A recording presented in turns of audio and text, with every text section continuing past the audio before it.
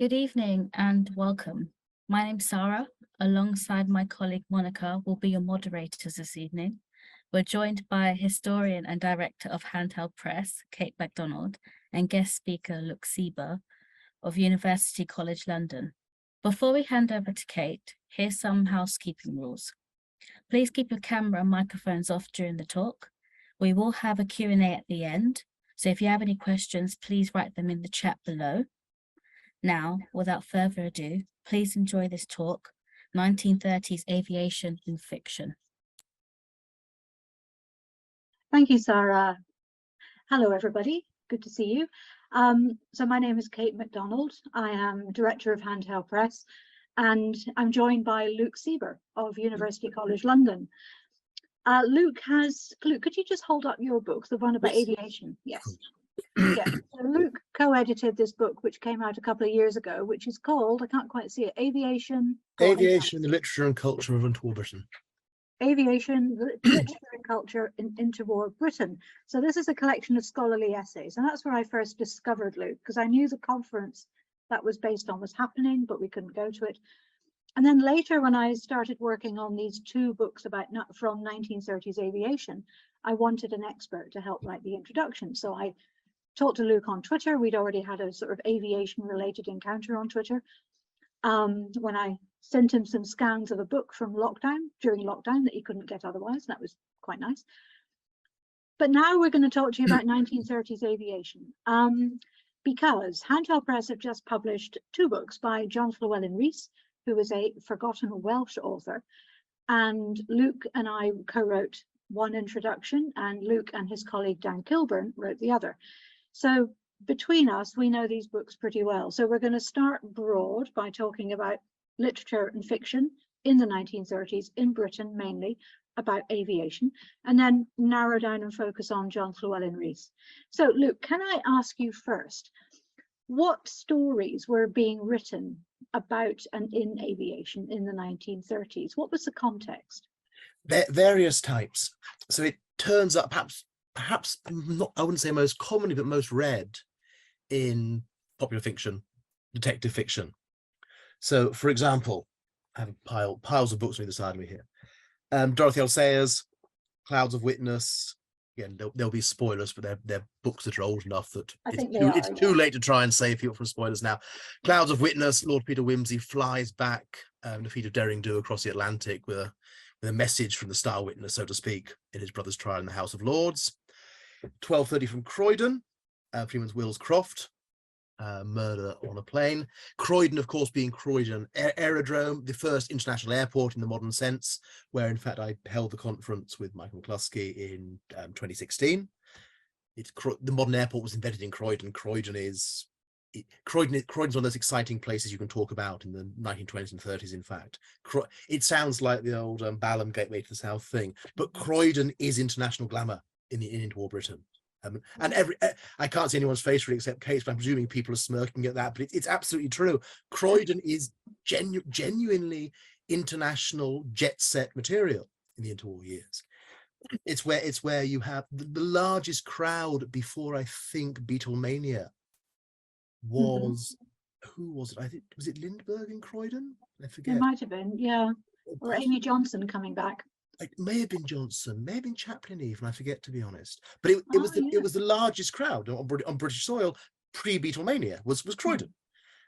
It's where you have Edward the Eighth famously landing. The new king lands hatless from there. It's Croydon. Croydon is massively exciting. Yeah. So, I mean, you see and that quotation is from John Betjeman's poem. Yes. About modernity and change in Britain. And the idea of a young man landing from the air is quite modern enough. Yes. But the fact that he's not wearing a hat and he is the new king.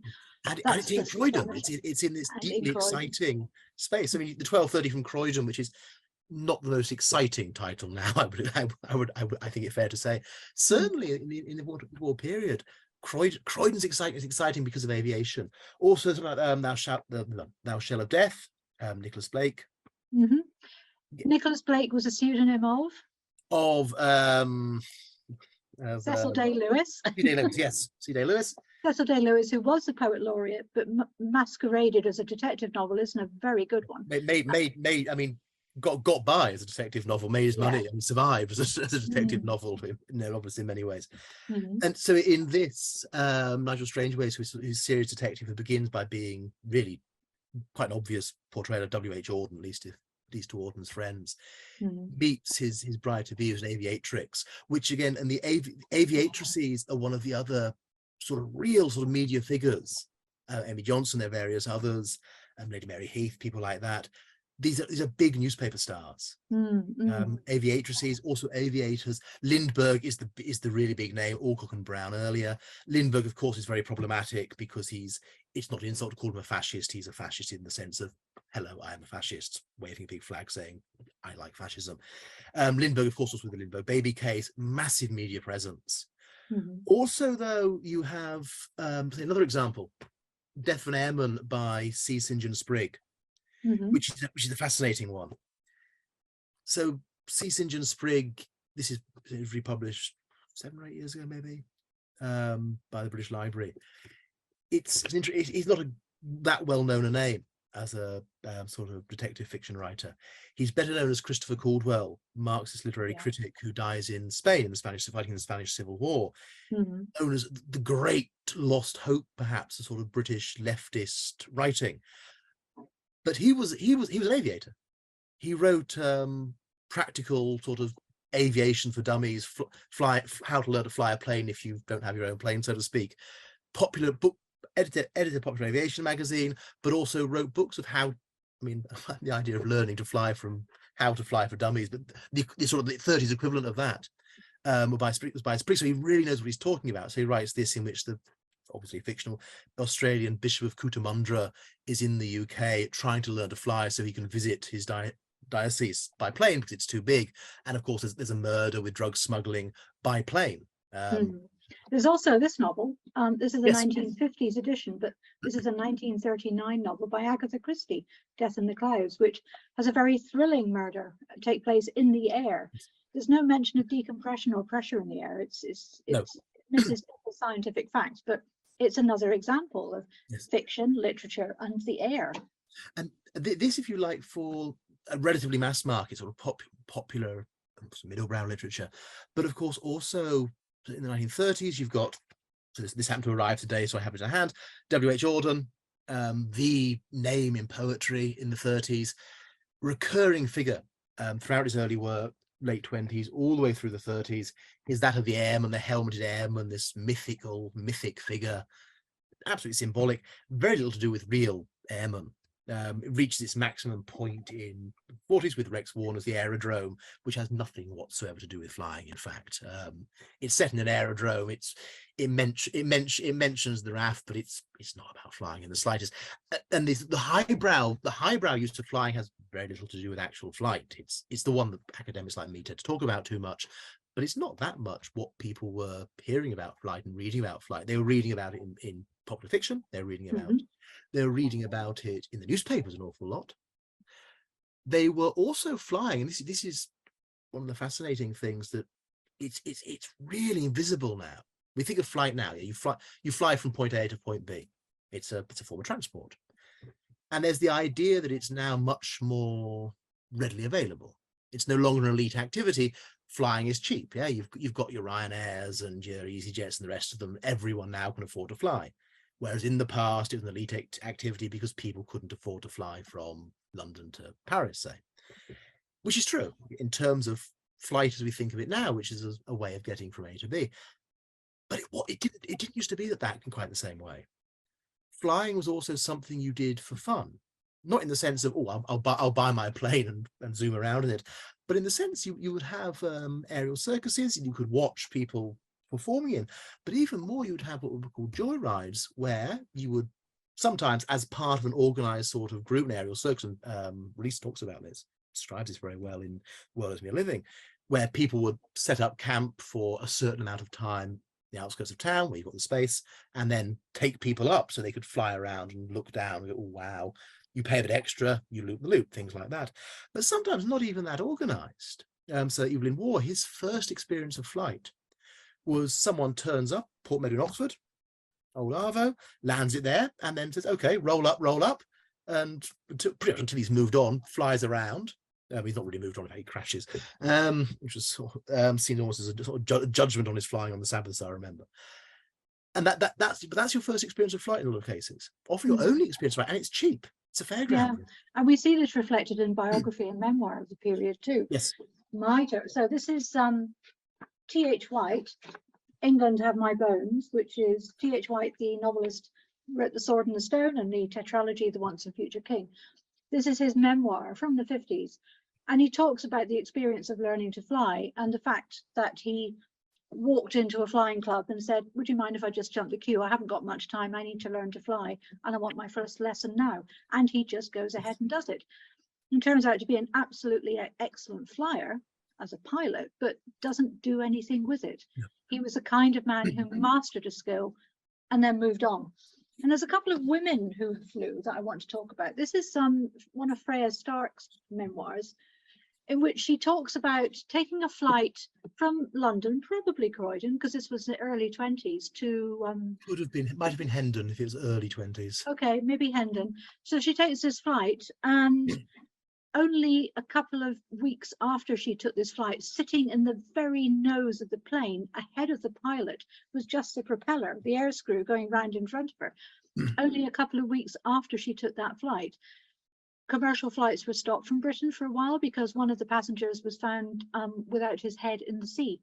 There was a terrible, terrible disaster that this poor man died, and it's still a mystery as to how it happened.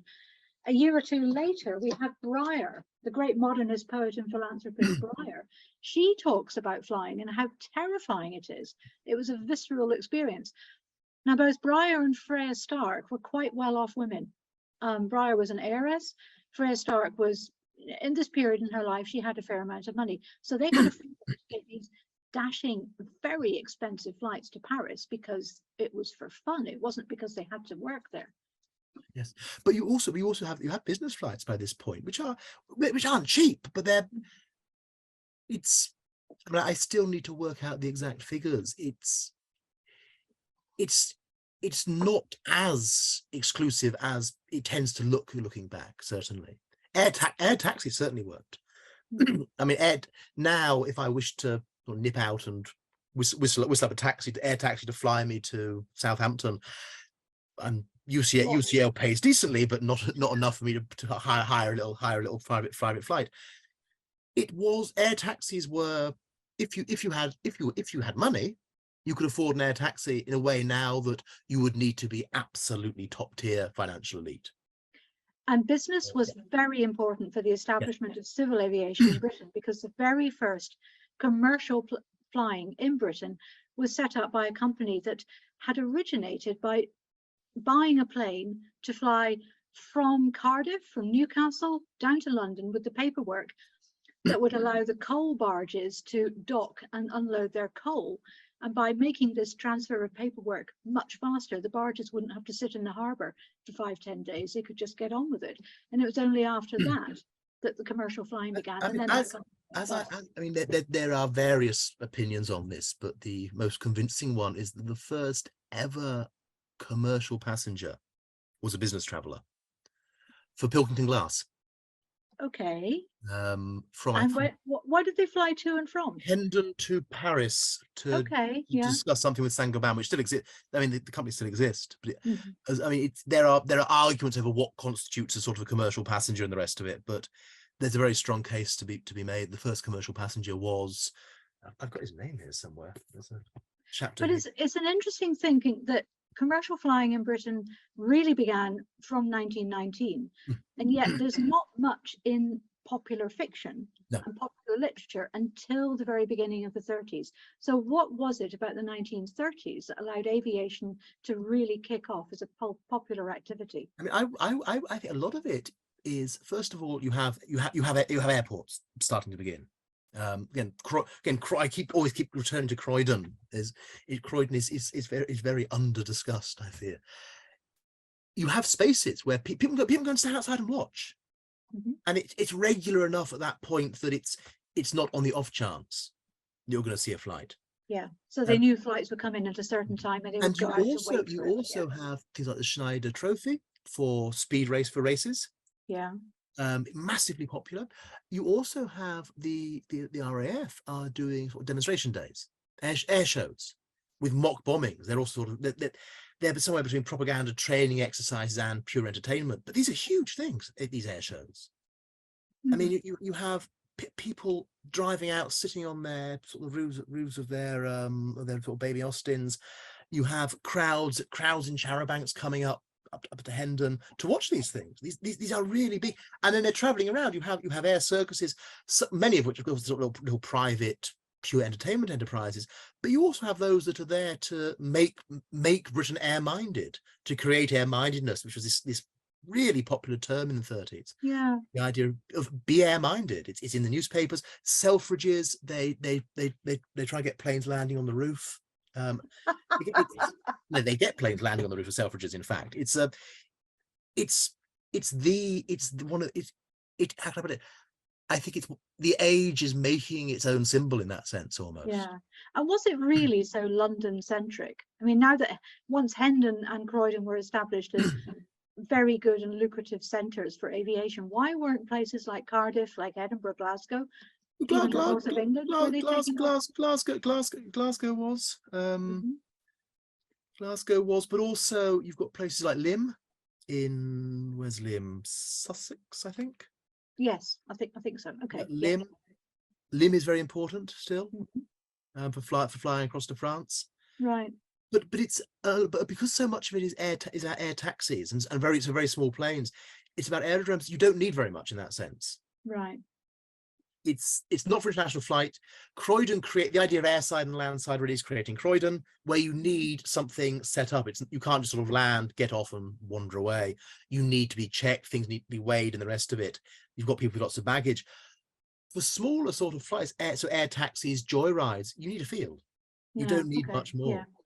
Yes, and I suppose it's a destination as well. It's much easier to get to Paris from Croydon and Hendon than from Glasgow. And Lymm as well. I mean, Lymm as well. And in fact, it's to Bourget, so it's not even to Paris. And Croydon, of course, isn't London. No, I know it's not, but it's the massive conurbation that we know. But it was a separate town then. Very much considered one. So, and also there's a very interesting thing that, I mean, Perry London, we might call it, is absolutely central in aviation history. So I'm in Walthamstow. I live in Walthamstow. Again, Walthamstow Marsh is flat, empty, and cheap. And where is it northwest or east or south of London? So again, it, like Croydon, it wasn't part of London until I think 63, 64. This was Essex until the early mid-60s. But of course, Walthamstow Marsh is on the border between Essex and London at the time, now between Waltham Forest and I think Hackney. Again, you have flat land, you have space to build under a railway arch. Avirow it builds really the first British aircraft. Right, you have instrument makers in Kingston. Again, also not part of London until sort of 63, 64. All of these things, Hendon as well. So much of these things are around London, where say land space is cheap. All what you need is flat space. You try and land somewhere flat in central London. I mean, there are places that are flat in central London where you could land a light aircraft, but the Royal Parks Police are going to complain, I imagine, if you start bringing them off. So it's London. It's very much not about London. It's about what now is sort of Greater London, but it's that space that's usefully connected but isn't expensive. It has lots of empty bits to it. Yeah, and not built on at all. Not built on. Okay. Well, thinking about so we've looked at aviation sneaking into fiction, and we've heard about some books which are purely about flight. And then we have John Llewelyn Rhys, who almost nobody has heard of, unless you were the recipient of the John Llewelyn Award for Writing. I'm going to give a quick potted history of John Llewelyn Rhys now, and then we will put him in the 1930s context. So this was a young man who was born in 1911. He went to Hereford Cathedral School in the west of England. He was born in Abergavenny in the far west of Wales, and he was a Welshman. He considered himself strongly Welsh in his identity. When he was about 23, 24, he gained his private pilot's license, which is quite young. This is not a thing you can do very fast. And at that time, he was supporting himself as a freelance journalist. He was writing short stories, selling them to English and American newspapers and magazines. In 1935, he joined the Royal Air Force Reserve. Well, this was something the Royal Air Force was doing in the 30s because it was patently obvious that war was going to happen.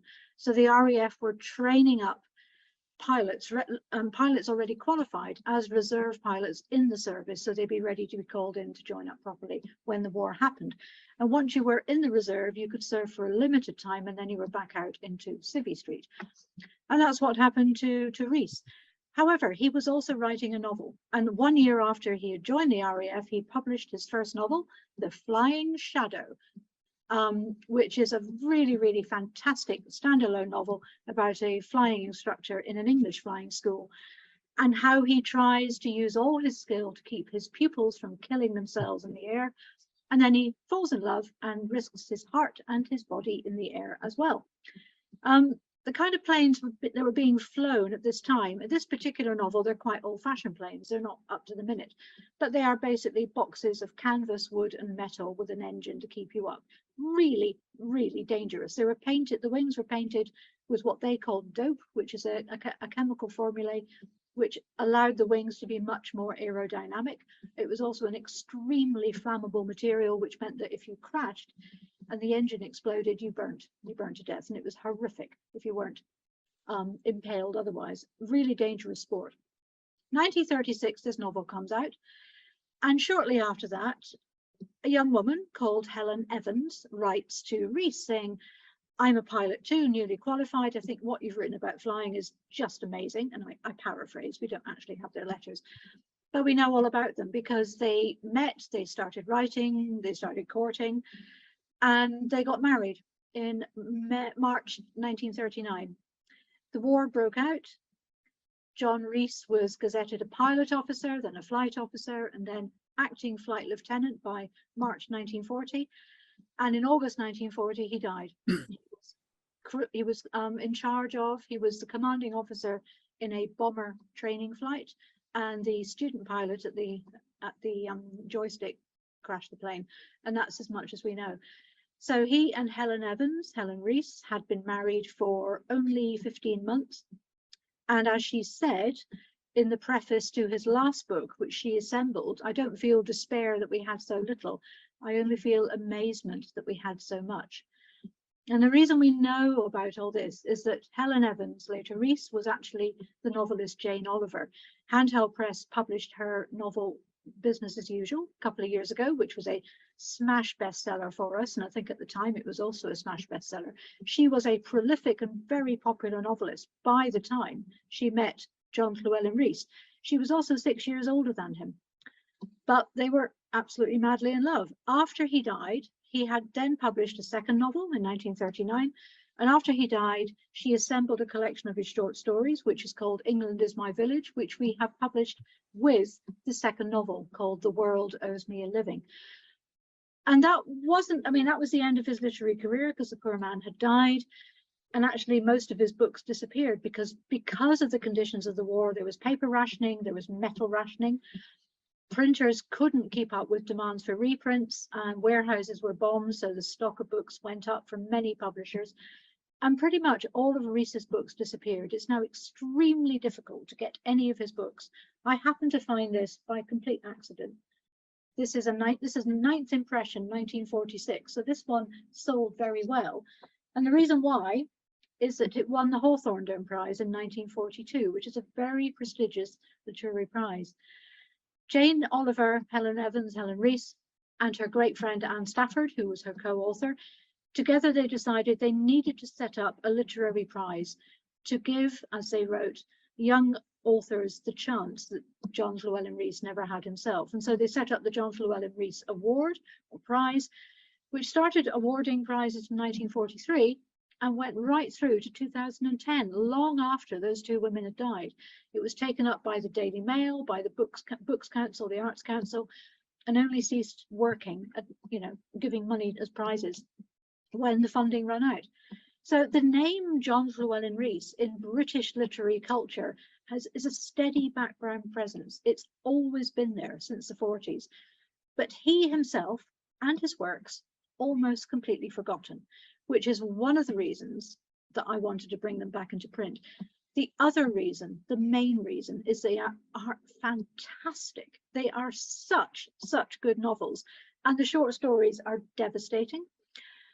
And Luke and I co-wrote the introduction to England Is My Village and The World Owes Me a Living, and Luke's colleague Dan Kilburn co-wrote the intro to The Flying Shadow. So Luke, can you tell us about The Flying Shadow? Tell us about how that fits in with the literature of the period, if you can. It's a big one. It's interesting. All those things I was saying before. So obviously you have the sort of W.H. Auden symbolic figure of the airman.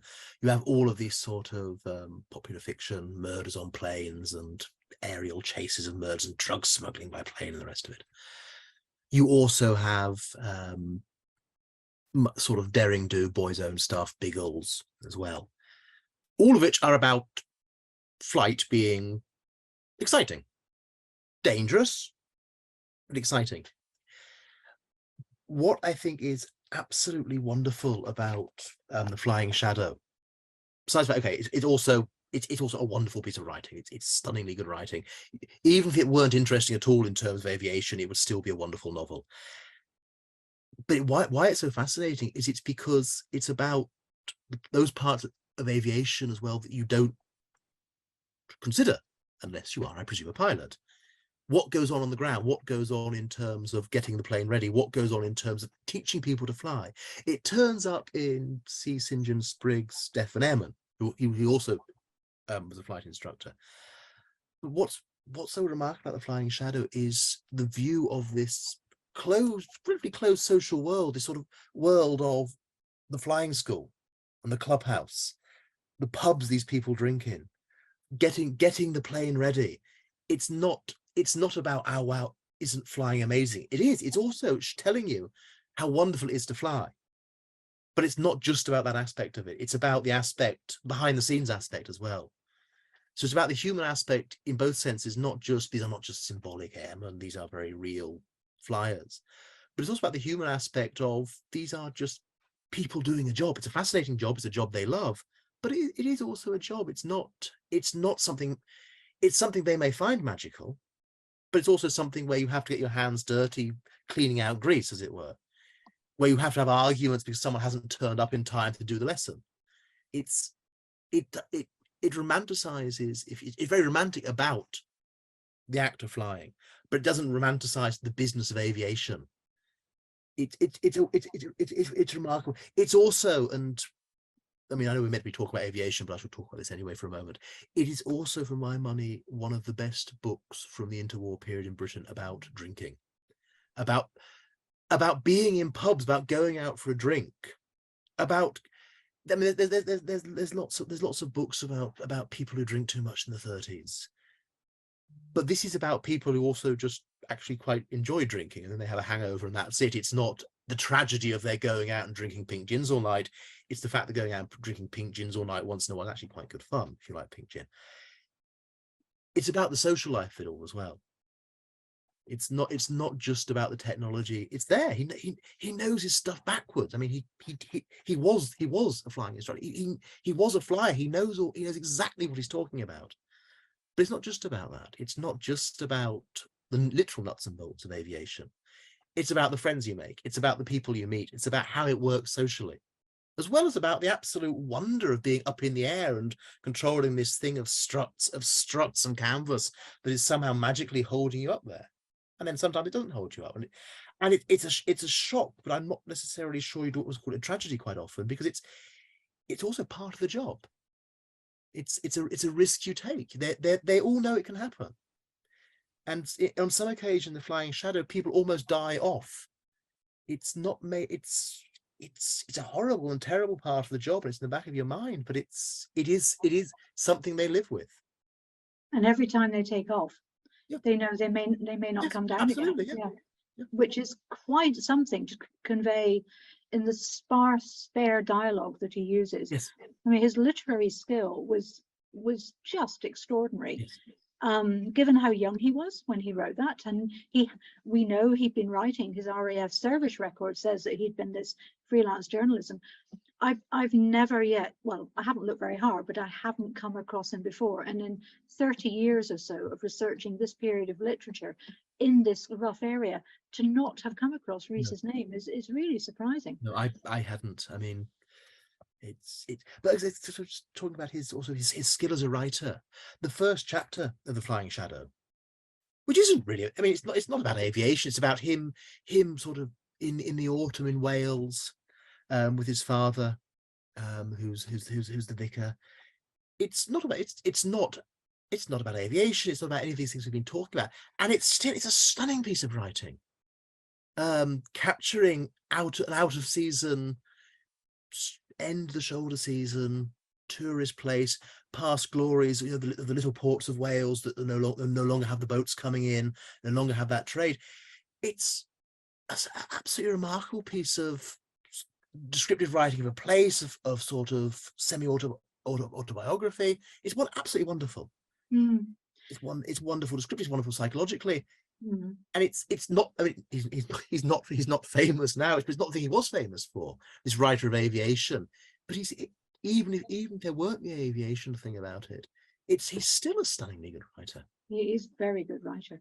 What do you think about his next novel, which came 3 years later, The World Owes Me a Living? It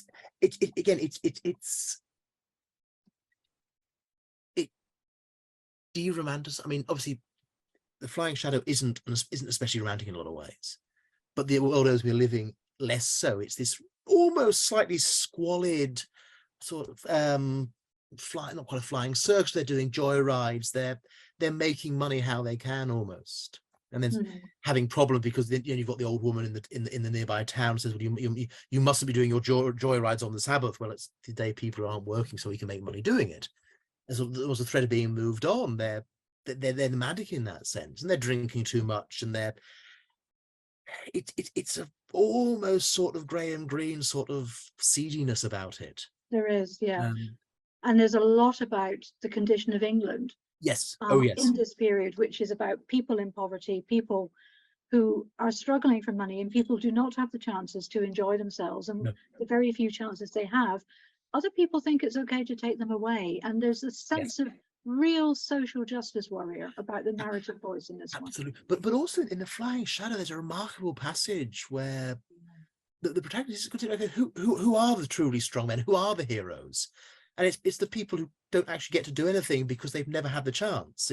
They're just desperately trying to live their lives, and everything is going against them in that sense. It's not, and I'm convinced he's writing there against the sort of symbolic 30s figure of the aviator that was being sort of bandied about in so many things. Yes, these wonderful symbolic heroic figures like Lindbergh in some ways. Well, no, they're just doing a job. It's a job. It's an exciting job. It's still a job. But also there are nameless millions who are, just by getting through the day, are doing something far more heroic than buggering around an aeroplane. And then we have England Is My Village, which Jane Rhys assembled. I've mentioned that Helen Rhys, Jane Oliver, sorry, she had so many names. Helen Rhys assembled. I've already mentioned that she was a very experienced author, and my theory is, having worked on these books, these stories myself as an editor as well as a publisher, once she had collected the stories that she thought were the best and the ones that she knew her late husband had wanted to go into a volume, I think she saw that there were simply not enough of them. They were just too small. It's not an economic proposition. And a publisher will probably balk at them and say, no, we can't publish that. We need more text. So what she did was take out 3 pieces from the 2 novels of excellent writing. One of them is the opening passage in the opening chapter of The Flying Shadow. That went into England Is My Village. And 2 pieces from The World Owes Me a Living. And with that bulking out the collection, we have a very slim collection. It's really very, very skinny indeed. But yet it went on to win this Hawthornden Prize. The stories are mostly about the experience of a very young flying officer in the RAF One is on a bombing raid, and there's a couple set in hospital. There's lots about the intensity of the existence for very young men. That is the continual theme through it. And this book was reviewed and reviewed. The New Yorker compared him to Antoine de Saint-Exupéry, who was the author of Le Petit Prince, The Little Prince, and also in 1931, I think, Vol de Nuit, which was translated into English in 32 as Night Flight, which for Anglophone readers who were aviators was one of the most important texts to come from a French, well, not just French literature, but flying elsewhere, European flying, and flying over Africa. So the New Yorker made that connection, and many other reviewers of Rhys in this period kept referring to him as he was a British Antoine de Saint-Exupéry. There was also a quotation which I haven't traced at all, but someone wrote it in an obituary. If he had lived, he would have been the Kipling of the RAF, which is quite something, really, isn't it? No, but also Kipling wrote about aviation as well. So it's almost out to say that he would be the Kipling of the RAF. It's also suggesting he would out Kipling in some ways, because Kipling was already trying to be the Kipling of the RAF at points. So yeah, the idea he was out Kipling. It's already it's massively high praise. It is. The plaudits thrown at this poor dead young man. He was only 29 when he died, and a very small but such a powerful body of work. Yes. And we are just so pleased to have brought it back into print. Now I'm checking my watch. I think we ought to wrap up now. Luke, if you could describe John Llewelyn Rhys's writing to a colleague who was a bit sniffy about it, what would you say in one sentence? Given how I normally talk to my colleagues if they're snooty about things, I'm not going to repeat it in a public forum. I mean, okay. First of all, the flying shadow is. I'm happy to go out on a professional limb and say the best 1930s novel from the United Kingdom you haven't read. Wow. I wouldn't say that for The World Owes Me a Living, which is great and wonderful, but the Flying Shadow is absolutely remarkable, I think. It is a gem of literature. The World Owes Me a Living is, as you say, fascinating, but it's much more about the sociology of the period. Yeah. And about, good Lord, did they really do that in a night flight? Yes. And so on and so forth. And the other thing I would add, and I know I harp on about this, but both of them, World Owes Me Living and Flying Shadow, again, in terms of insights into what it was like to have a social life in a pub in the 1930s, as a normal person, not as some sort of doomed tragic alcoholic, just somebody who likes going out for a drink, they are also wonderful. They capture pub going better than almost any novel I can think off the top of my head, which is not why they're going to become famous again, but it's the aviation I think is going to be driving that, I hope. But also they capture pub going unbelievably well. It's very relatable, the way these people socialize it. Well, yeah, I know what this is like. I did this a lot, and look, more of the same. Okay, I think we have to leave it there. Sarah, can you release the audience from their hidden, we can't see anyone, you see, we're just talking to each other. So if you could release the audience into the room that we're in, that would be lovely. Hi, yes. So thank you for that. It was very, very interesting. I actually want to buy those 2 copies and actually read them, because they sound very, very, you sold me on it. So, well, you can get them in any good and useful bookshop anywhere in the world, and also from our website, handheldpress.co.uk. So just firstly, to let anyone know, this is recorded, so you could always catch up at another time if you want to, and we will eventually send it out to you when it's ready. We have first question from Chris and Kay. What about Vol de Nuit? Vol de Nuit. Yeah. Well, we did mention Vol de Nuit towards the end. It's possible that they typed that before we actually got to it. Vol de Nuit is formative. It's an exceptional piece of writing about flying. From memory, it's airmail bags from French, one part of French-owned Africa to another part of French-owned Africa. Is that right? Across the Sahara, as I recall. Across the Sahara. So it's about flying at night across a massive desert landscape. and the philosophical thoughts. And you don't get much of a story about the individual who's doing the flying. It's much more about the philosophy of existence and stuff like that. Would you say the same? Yes, but it's why I keep saying it's so interesting, because I realize it sounds ridiculous. It's down to earth flying, so to speak, which is you can fly it up in the clouds flying in the 30s, 20s for that matter, but finding something that it's about the real thing, not the dream of it. And he was a professional pilot, but he's still up in the air about it, if you will, in some ways. He's got the French education. He's got to get the 6 pages of philosophy in first, and then I might tell you a bit of concrete fact. And I think the comparison is just. I mean, this is why the reviewers of the period compared Rhys to de Saint-Exupéry, because it's the lyrical quality of the writing absolutely at the same level. So if you like de Saint-Exupéry, you will love Rhys. You really will. So next question, please. Okay, so we have a comment from Susan. Also, D.L. Sayers' murder must advertise when a rival's company. We were talking about that earlier, in fact, when we opened to the public. Yes, involved parts of the aeroplane as well. That's right. So Dorothy L. Sayers' detective novel, Peter Wimsey detective novel, Murder Must Advertise. Wimsey is in disguise in this advertising agency, and he's busy solving a murder, but he's a big mystery. But at the same time, he is coming up with amazing advertising slogans like Sayers herself did. And he came up with the idea of the whifflets, where if you smoked cigarettes, you got coupons back, and eventually you could buy your own airplane, and you could learn to fly, and you could take your friends up. And it's just this idea of whifflets and flying, cigarettes and flying, as a thing that people would want to do for leisure. But also, of course, the other we had Christie, we've had Sayers, the other Queen of France, so Allingham has Lady Amanda Fitton, who ends up marrying aeronautical engineer, and a fashion in shrouds there with Alan Dale. Again, it's very much there. It's like smartphones. It's something that you put into your popular novels. It's something that you have there as background, or as detail, or as plot point, or as MacGuffin. It's there, yeah.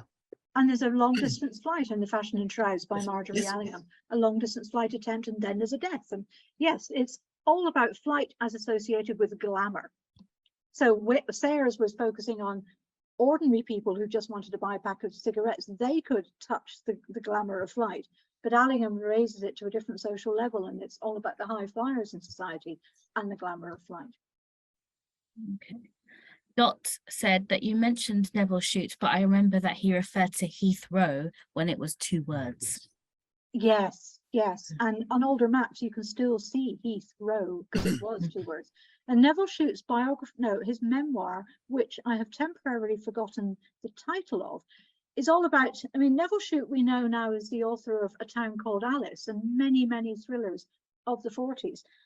But before that, I don't think he was actually a pilot, but he was a designer of blimps, of airships. And he was on the project to make a sister ship to the R-101, the one that exploded. And he made the R-102. And his memoir is all about, you must trust the aeronautical engineer.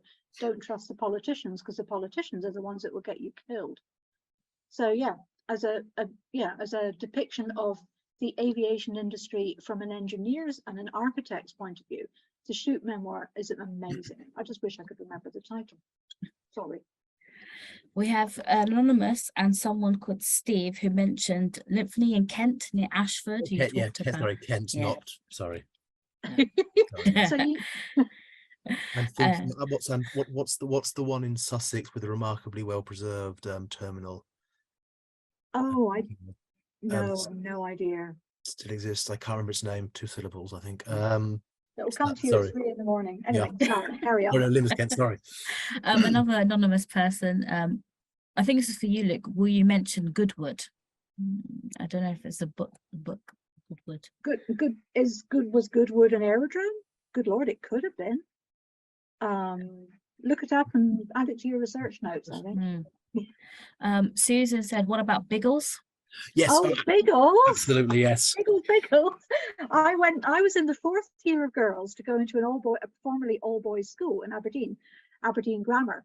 and they haven't managed to get the library sorted. They just managed to, they got women's toilets in, but they haven't got the library sorted. So I grew up from the age of 11 reading Biggles addictively. I was absolutely in love with Biggles. So I have read the entire Biggles oeuvre, which is probably why I was able to write the notes for both the Rhys books, because I know my aeronautical engineering terms from Biggles.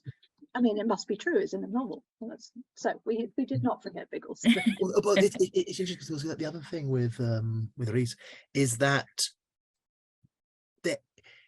it's so easy now to think of mid-30s. This is early aviation, but there's he's very conscious that they are not the pioneering generation. Yes, They are the pioneering generation is gone pretty much. They're about almost the third generation. Yeah, they didn't do the Great War, and even before the Great War, you have the really early stuff. There's a real sense of not being the great generation that learned like Biggles almost. Yeah, it is very apparent that they were working from the work of many men, and it's mostly men at that time before them. Yeah. Okay, Dot was pointing out that Abergavenny is not in the far west of Wales. She thinks you're confusing it with Aberystwyth. Oh no, So Abergavenny. it's near Hereford. Hereford. Yeah. Oh, I'm so sorry. That's why he went to Hereford School, of course. Oh. Chris. But his father was vicar in Arthog, which is Arthog's on the far west. It's nearby. West, yeah. Yeah, and Aberystwyth is a bit below that.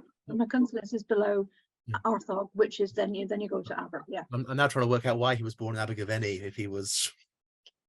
Well, his father got moved. His father would have been Okay, so I guess that's a curate in Abergavenny, and then later got moved to Aber.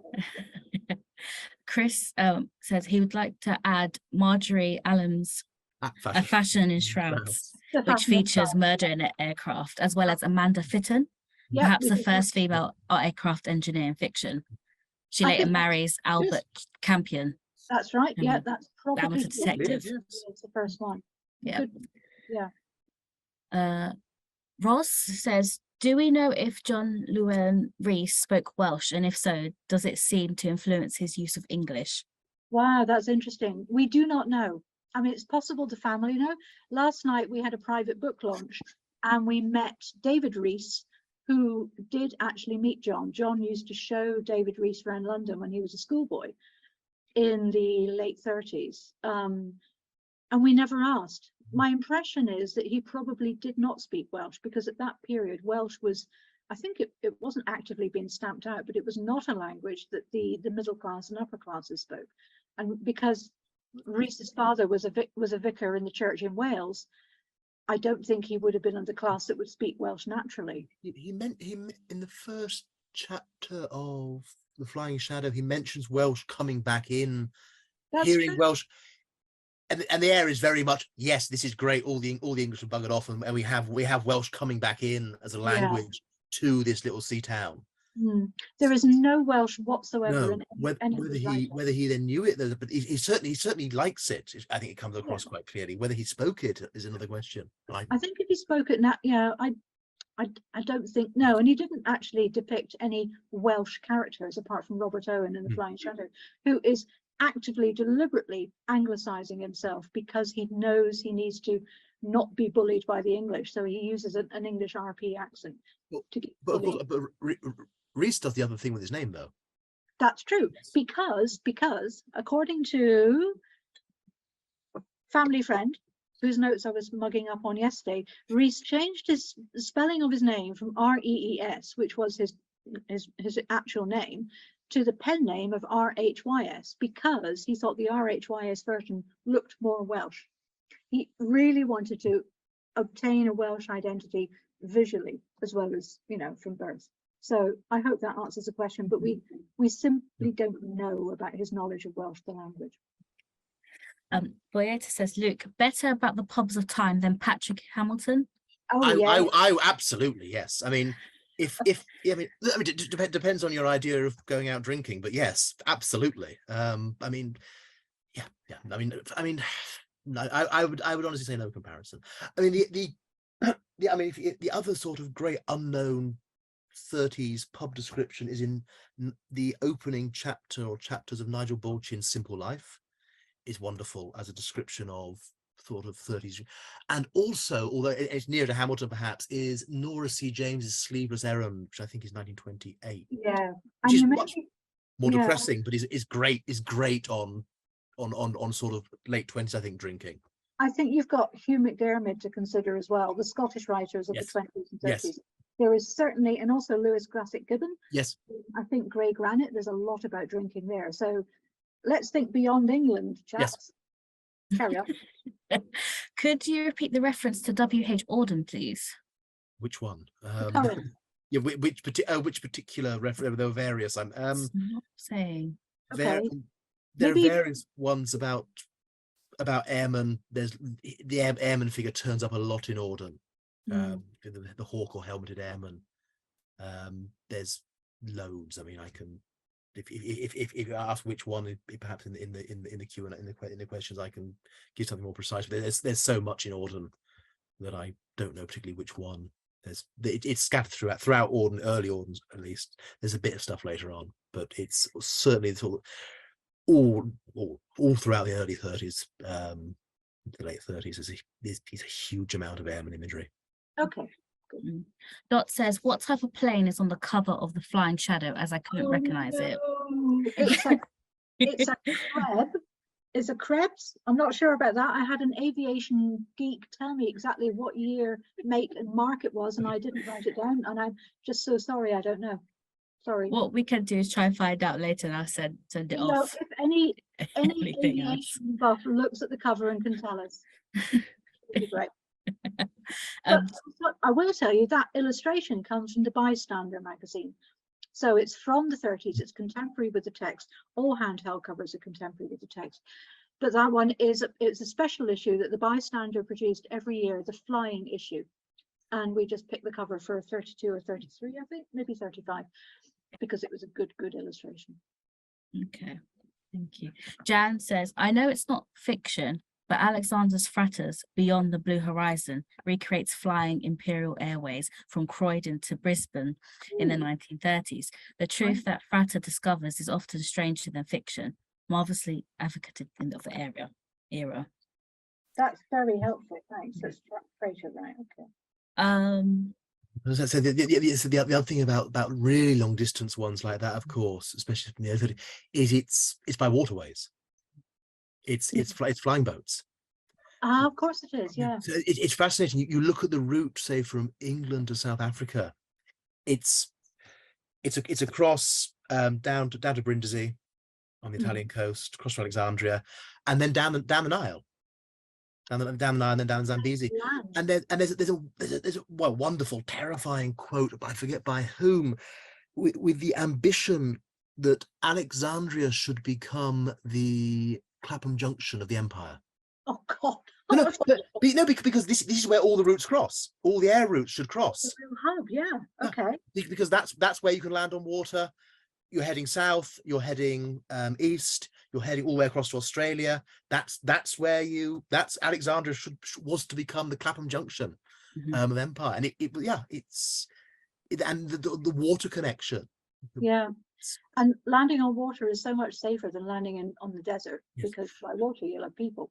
There was a famous case of flying boat, somewhere near Juba in what's now South Sudan, that crashed, and was pretty much they lived in it for a while. It's still every now and again they would they still would crash. They would still hit sort of floating logs and things. But yes. Sarah, next. Okay, so I have a couple of people mentioning Shoreham, Sussex as the airport, and Goodwood was an airfield. Shoreham, thank you. Yes, Shoreham. Okay, good. Thank you. Neville Shute's memoir, Slide Rule. That's it. Yes, sorry. Yes. Thank you. Thank you. Very nice new edition as well. Yeah. And there's another book, R100 Airship, mentioned by Trevor.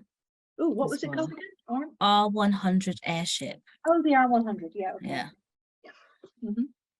Susan says Worrells too. Worrells. Yes.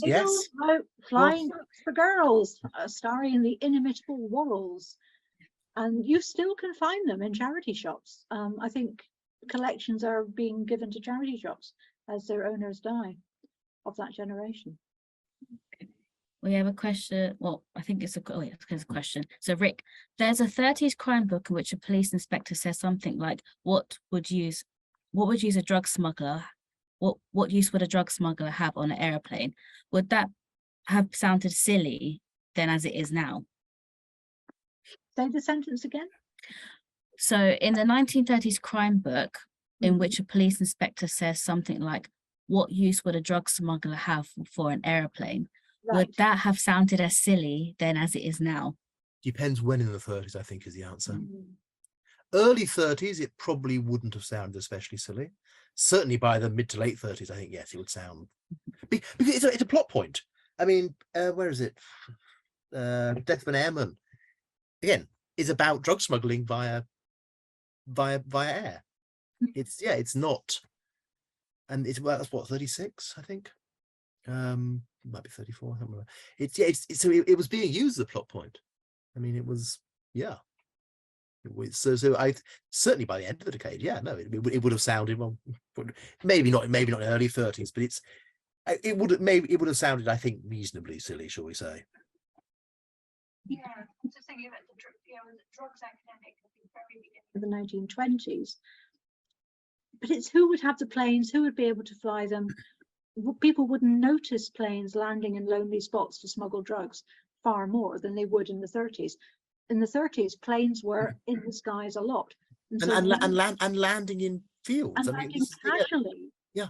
So yeah, the camouflage of the ubiquity of planes would have made it easier for drug smuggling. Yeah, interesting point. I've just remembered 1915. John Buchan, who I wrote my PhD in, yes 39 steps.